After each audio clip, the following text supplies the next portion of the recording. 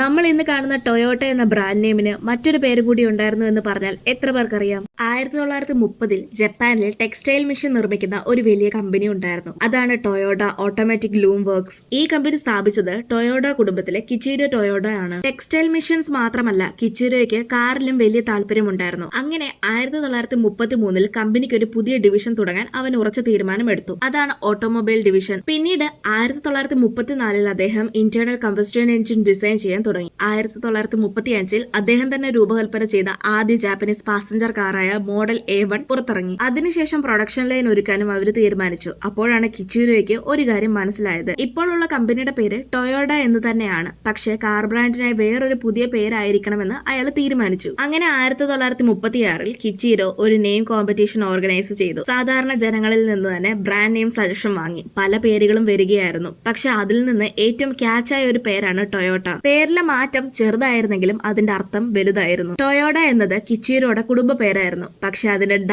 Sound അല്പം കഠിനമായി തോന്നിയിരുന്നു. അതിനേക്കാൾ സോഫ്റ്റും പ്ലസന്റുമായ സൗണ്ടായിരുന്നു ട. ജാപ്പനീസ് ലാംഗ്വേജിൽ കാണാറുള്ള ഒരു പ്രത്യേകം വിശ്വാസമാണ് പേരിന്റെ റൈറ്റിംഗ് സ്ട്രോക്ക് കൗണ്ട്. ടൊയോട്ട എന്ന് എഴുതാനായി 8 സ്ട്രോക്സ് മതി. ജപ്പാനിൽ 8 സൂചിപ്പിക്കുന്നത് ഭാഗ്യമാണ്, അതായത് ഒരു ലക്കി നമ്പർ പോലെയാണ് കാണുന്നത്. അതുപോലെ കിച്ചിരോയ്ക്ക് വ്യക്തിപരമായി തോന്നുന്ന മറ്റൊരു കാരണവുമുണ്ട്. കമ്പനി അവന്റെ ഫാമിലിയെ റെപ്രസെന്റ് ചെയ്യാനല്ല, ജപ്പാന്റെ ഗ്രോത്തിനെ റെപ്രസെന്റ് ചെയ്യാനാണ്. അതുകൊണ്ട് തന്നെ അദ്ദേഹം കുടുംബ പേരായ ടൊയോട്ടയെ ഉപേക്ഷിച്ച് ബ്രാൻഡിനായി ടൊയോട്ട എന്ന് സ്വീകരിച്ചത്. 1937-ൽ കിച്ചിരോ ടൊയോട്ട ഔദ്യോഗികമായി ടൊയോട്ട മോട്ടോർ കോർപ്പറേഷൻ സ്ഥാപിച്ചു. നിങ്ങൾക്ക് ടൊയോട്ട കാറുകളിൽ ഏറ്റവും ഇഷ്ടമുള്ള കാർ ഏതാണെന്ന് കമന്റ് ചെയ്യ്. ഇതുപോലെയുള്ള കൂടുതൽ വീഡിയോസ് കാണാനായി ചാനൽ സബ്സ്ക്രൈബ് ചെയ്യാനും ഇൻസ്റ്റഗ്രാമിൽ ഫോളോ ചെയ്യാനും മറക്കല്ല്.